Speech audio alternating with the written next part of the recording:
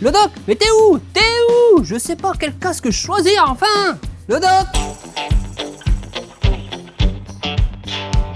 Simon, content de te retrouver pour un nouveau tuto. Mais c'est toujours un réel plaisir, le doc. Effectivement, c'est réciproque. En tout cas, en ce moment, nous, on va voir comment on va choisir notre casque de moto avec les différents types de casques qui s'offrent à nous. Alors, on va commencer par le premier coiffu, le doc. Ouais. Premier coiffu, casque intégral pour la route. Ça, c'est top. Donc, casque intégral parce que c'est un seul bloc, d'accord, qui protège le menton. Donc, beaucoup de sécurité avec ce genre de casque. Une visière avec un champ de vision très large. Voilà. Et puis du confort à l'intérieur, hein, d'accord, puisque c'est insonorisé. Alors, pas insonorisé contre les bruits extérieurs type voiture et tout, mais c'est surtout que quand on va rouler, avec le vent, ça peut créer des fois des turbulences. Et ça, c'est ce qui va nous isoler au mieux, en tout cas, de ces turbulences sonores. Donc vraiment, ça, c'est très conseillé pour un usage routier. Ensuite, on a un casque qu'on dit modulable. Ouais, modulable, exactement. Voilà, on s'arrête, boum, on a un peu chaud avec un casque intégral, hein, comme on a vu, vraiment tout fermé. Là, on peut l'ouvrir et on aère. Par contre, on bénéficie de cette protection, de cette mentonnière donc, qui est amovible, hein, qui est modulable. Ça quand même, du coup, apporter toujours de la sécurité. Ça, son petit inconvénient, c'est le poids. Ça peut être un peu plus lourd, c'est à prendre en considération, hein, bien sûr. Mais pour le coup, on garde quand même pas mal d'avantages du casque intégral. Donc voilà, ça, c'est peut-être un usage urbain, souvent. Hein. Un coursier, par exemple, ça, c'est l'usage classique hein, d'un casque modulable. Et sur des cylindrées type scooter, même les 500 T-Max, par exemple. Exactement. Ça, c'est vraiment, pour le coup, un casque hybride, mais très, très utile. Attention, il me semble que c'est interdit pour faire de la piste, par exemple. Alors ça, c'est interdit pour faire de la piste. Et pour le coup, forcément, pour la piste, on cherche une bonne protection. Donc, on se rabattra plutôt sur un casque intégral qui est obligatoire de toute manière. Ensuite, le doc, l'été, pour aller à la plage, un petit scooter. Petite plage à Dunkerque, là, on est pas mal avec ça, hein, d'accord. Et effectivement, casque donc jet, dit jet, hein, d'accord. Donc, les casques jet ne sont pas forcément tous livrés avec cette visière. Là, c'est un casque jet urbain. D'accord, donc ça, c'est pour un usage quotidien avec petite cylindrée. Hop, on enfile ça, c'est léger. On part, cheveux, tu vois, un petit peu au vent devant, là. Tic, tic, tic, hop, on respire, le museau à l'air. Sourcil au vent, exactement. Et là, pour le coup, voilà, on a quand même le choix, du coup, de pas mal de teintes au niveau des visières. C'est le petit plus, la légèreté. Les couleurs, en général, sont toujours très sympas sur les casques jet. Par contre, voilà, gros inconvénient, c'est qu'on n'a pas de protection au niveau du menton. Donc, en termes de protection, il faut quand même bien comprendre qu'il faut des petites cylindrées avec ça, hein, quand même. Hein. Alors après, j'aime le cross, la route, le quad, le trail. On retrouve ici un casque un petit peu hybride. Là, c'est l'hybride, total, exactement. Là, c'est donc une forme de casque de cross, en fin de compte, avec la petite visière, la petite mentonnière pointue, une belle ouverture au niveau de la vision. Et on va ici retrouver, donc, qu'est-ce qui fait qu'il est un peu hybride, c'est qu'il y a sa petite visière. Ça. Et du coup, là, on est sur un casque intégral. Et c'est surtout qu'on a cette visière, d'accord ? Visière qu'on retrouve du coup sur le casque intégral de route. Donc là, en fait, le gros avantage de ce casque-là, c'est sa légèreté, hein, ça c'est sûr. Par contre, on va avoir un inconvénient, c'est qu'on ne va pas pouvoir l'utiliser à haute vitesse parce que en fait, ça crée une prise au vent. Donc ça a tendance à faire une résistance. Donc ça, c'est vraiment pour les gens qui ont des motos type GS. Avec une GS, vous êtes au top avec ça. La visière ici peut être retirée au cas où. Et puis, à la limite, vous pouvez même utiliser un masque de cross. Donc là, vraiment, le casque, on va dire, vraiment le plus polyvalent. Ça, c'est sûr. Et puis, on observe aussi des petites aérations. Voilà, des aérations pour bien ventiler. Parce que quand on roule en off-road, en général, on roule sans trop de vitesse. Donc, ça permet de bien respirer et d'avoir une bonne ventilation, une bonne respiration.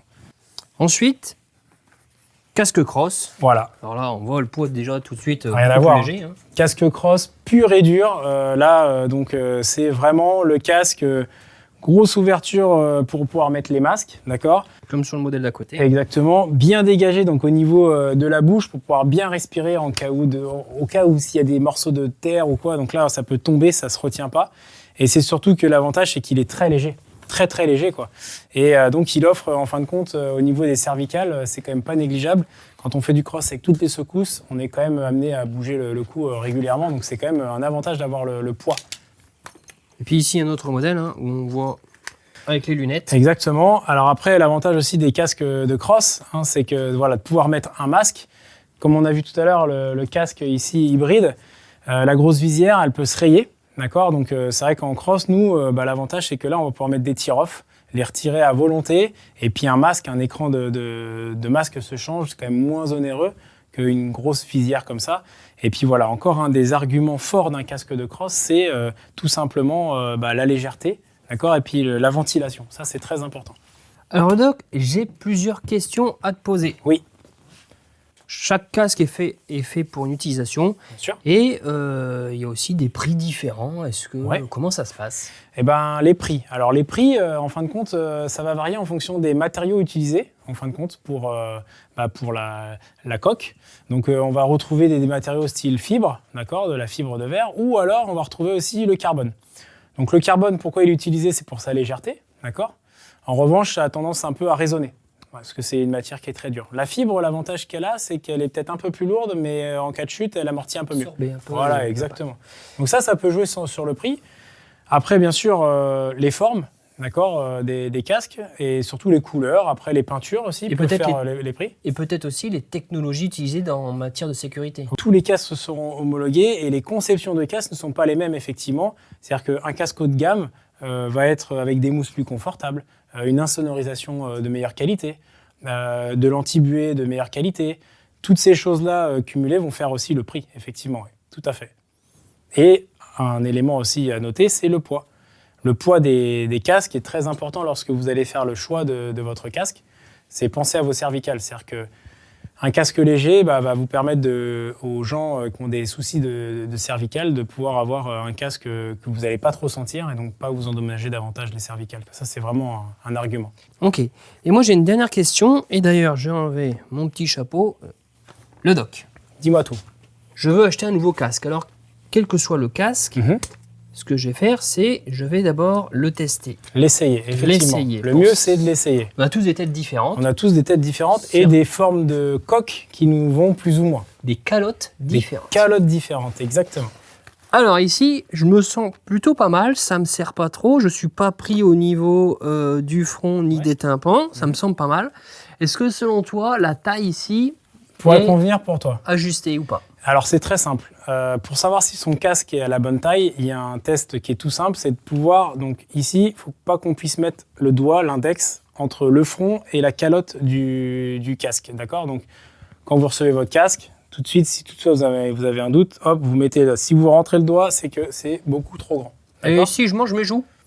Et alors par exemple aussi, tout bête, un autre casque, vous demandez à quelqu'un qui tienne la mentonnière, donc, ou l'avant du casque intégral, et là vous essayez de dire non. Non. Non, Simon, tu sais très bien ce que je veux te dire. Voilà. Si la tête arrive à tourner dedans, c'est que le casque est trop grand. Donc voilà comment choisir la taille de son casque. Alors parfois on dit oui, j'ai les joues qui sont fort écrasées, mais est-ce que ça va pas s'estomper et que les mousses qui vont s'écraser un peu? Les mousses peuvent effectivement, ce qu'on appelle se tasser, donc elles vont se tasser. Forcément, en fait, quand ça arrive, c'est tout gonflé, donc il faut qu'elles se fassent et qu'elles se fassent aux joues, à la morphologie du visage. Mais en tout cas, il faut juste aussi prendre en compte, c'est que chaque modèle et chaque fabricant donc, a un guide de taille, et aussi le guide de taille que vous retrouvez sur le site 3AS, qui va dégrossir un petit peu le travail. C'est-à-dire qu'on va pouvoir mesurer son tour de tête, et ça va donner déjà une indication sur la taille. Alors soit c'est représenté en tour de tête en centimètres, 56, 57, 60, ou alors en taille comme M, L ou XL.